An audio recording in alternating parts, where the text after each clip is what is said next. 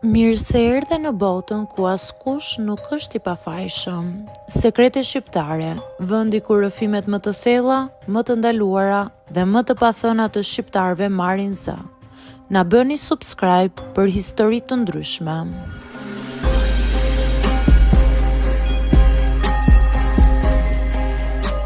Jam 35 vjeç dhe gjithmonë kam menduar se di ti lexoj njerëzit, por kur takova atë, kuptova se kisha gabuar gjithë jetën. Ishte një nga ato takime që të lëm pa frym, jo nga bukuria e zakonshme, por nga siguria dhe mënyra se si tërhiqte vëmendjen e të gjithëve.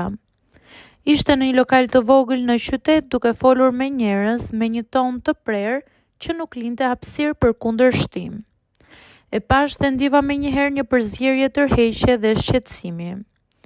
Fillimisht mendova se ishte thjesht një lojë sociale, por shumë shpejt kuptova se çdo fjalë që thoshte, çdo shikim, çdo buzëqeshje ishte më shumë se thjesht komunikim.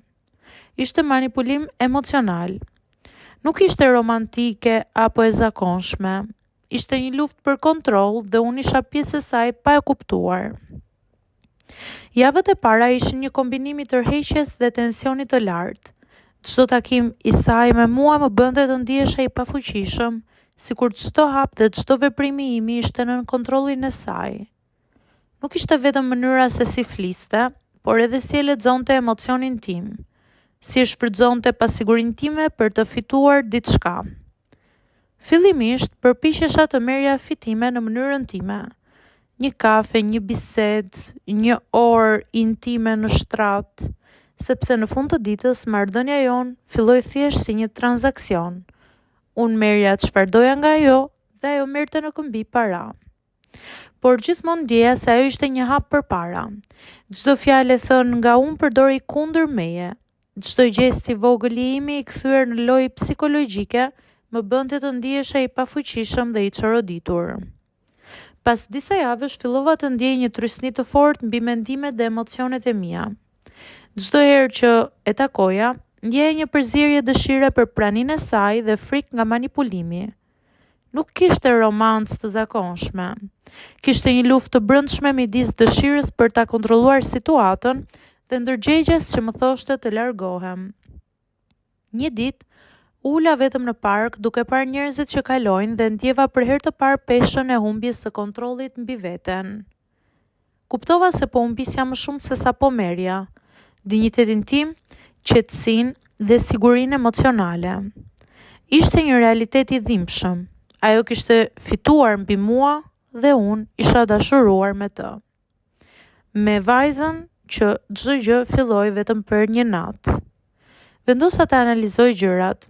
Çfarë më kishte tërhequr tek ajo, ishte pikërisht fuqia, siguria, mënyra se si kontrollonte situatat. Por tani, kjo tërheqje ishte kthyer në një shfrytëzim dhe manipulim. Çdo mesazh, çdo buzëqeshje, çdo bisedë ishte një test për durimin tim. Në ditët që pasuan, fillova të kuptoj se nuk ishte diçka romantike. Nuk ishte dashuri të vërtetë apo afeksion. Ishte një lojë psikologjike ku unë humbisja çdo ditë më shumë. Çdo reflektim mbi veten time më bënte të kuptoja se si kisha arritur në këtë pikë, duke humbur kontrollin, duke njohur çdo pasiguri dhe duke kthyer atë në avantazhin e saj. Por në fund vendosa se nuk mund të vazhdoja më. Nuk ishte më lumturi, por vetëm lodhje emocionale. Largimi nuk ishte i lehtë. Çdo kontakt me të më kujtonte të kaluarën dhe humbjet që kisha bërë. Por duke e vendosur distancën, ndjeva një çlirim të papritur dhe qetësi të madhe. Kuptova se respekti ndaj vetes është më i fuqishëm se çdo lojë emocionale. Ky faktikisht më mësoi se tërheqja mund të jetë e rrezikshme kur nuk vendos kufi. Nuk ka nevojë për veprime ekstreme. Efekti psikologjik i manipulimit mund të shkatërrojë një person shumë më të fortë se çdo gjë fizike. Dhe ky ishte realiteti brutal që unë duhet të përballoja. Ishte një nga ato takime që të lëm pa frym, jo nga bukuria e zakonshme, por nga siguria dhe mënyra se si tërhiqte vëmendjen e të gjithëve. Ishte në një lokal të vogël në qytet, duke folur me njerëz me një ton të prerë që nuk linte hapësirë për kundërshtim. E pash dhe ndjeva menjëherë një përzierje tërheqje dhe shqetësimi. Fillimisht mendova se ishte thjesht një lojë sociale, por shumë shpejt kuptova se çdo fjalë që thoshte, çdo shikim, çdo buzëqeshje ishte më shumë se thjesht komunikim. Ishte manipulim emocional.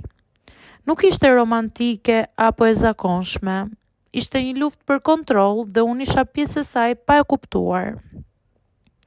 Javët e para ishin një kombinim i tërheqjes dhe tensionit të lartë.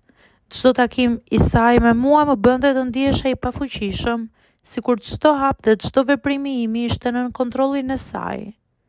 Nuk ishte vetëm mënyra se si fliste, por edhe si e lexonte emocionin tim, si e shfrytëzonte pasigurinë time për të fituar diçka. Fillimisht përpiqesha të merrja fitime në mënyrën time. Një kafe, një bisedë, një orë intime në shtrat, sepse në fund të ditës marrëdhënia jonë filloi thjesht si një transakcion. Unë merrja çfarë doja nga ajo dhe ajo merrte në këmbë para. Por gjithmonë ndjeja se ajo ishte një hap përpara. Çdo fjalë e thënë nga unë përdori kundër meje. Çdo gest i vogël i imi i kthyer në lojë psikologjike më bënte të ndihesha i pafuqishëm dhe i çoroditur.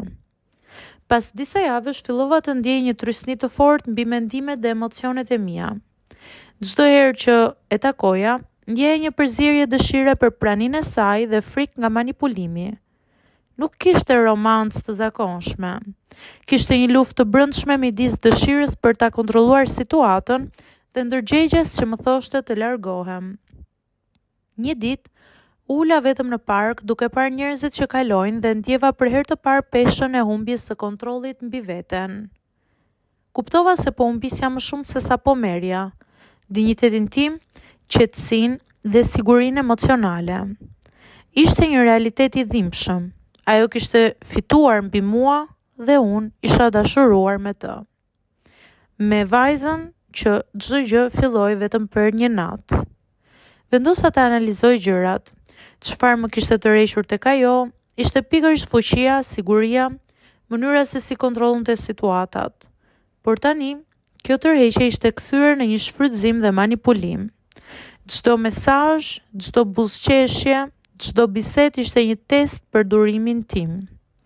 Në ditët që pasuan, fillova të kuptoj se nuk ishte diçka romantike. Nuk ishte dashuri të vërtetë apo afeksion. Ishte një lojë psikologjike ku unë humbisja çdo ditë më shumë. Çdo reflektim mbi veten time më bënte të kuptoja se si kisha arritur në këtë pikë, duke humbur kontrollin, duke njohur çdo pasiguri dhe duke kthyer atë në avantazhin e saj. Por në fund vendosa se nuk mund të vazhdoja më. Nuk ishte më lumturi, por vetëm lodhje emocionale.